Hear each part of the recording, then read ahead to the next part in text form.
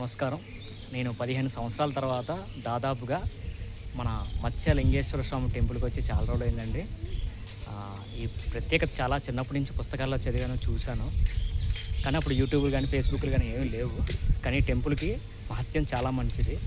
మనకి శారీరకంగా ఏదైనా ఇబ్బంది పడినా, మనశ్శాంతి లేకపోయినా, సైంటిఫిక్గా ఎవరైనా ప్రాబ్లం చేసినా, మన ఆరోగ్యం సరిగ్గా లేకపోయినా డైరెక్ట్గా ఈ టెంపుల్కి మీరు ఎప్పుడైనా రావచ్చు.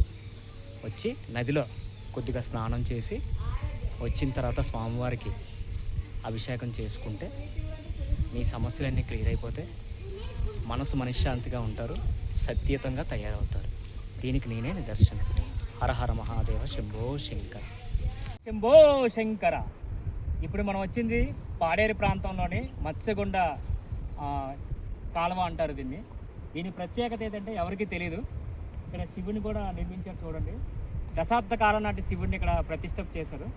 అంటే నాకు తెలిసిన కొలన ప్రకారం ఏంటంటే మానవ శరీరంలో ఎవరైనా అంటే చాలామంది చెడుపు గిడుపు అని చాలామంది చెప్తుంటారు, పెడతారు కదా.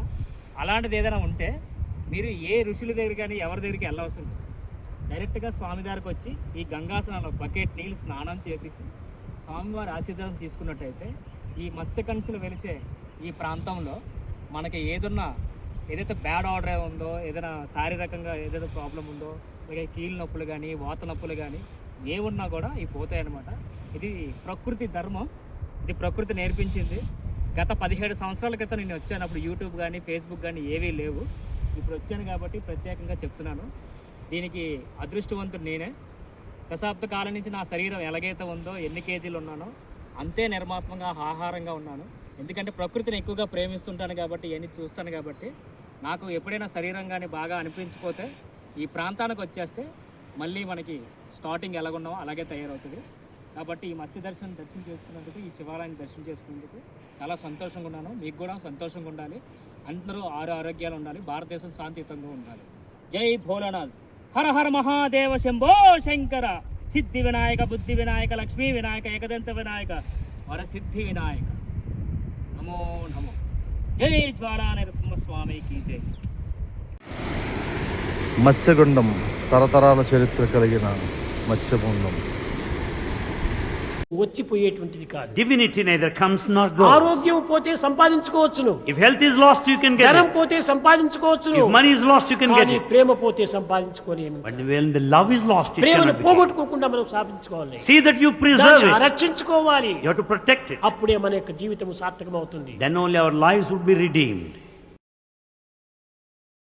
మంగళప్రదాయ గోతురంగతే నమః శివాయ. గంగయా తరంగితోత్తమాంగతే నమః శివాయ. ఓం నమో నమో నమః శివాయ. శూలినే నమో నమః కపాలినే. సుఖ శాంతులను చేకూర్చు శుభయోగ నరసింహుడు.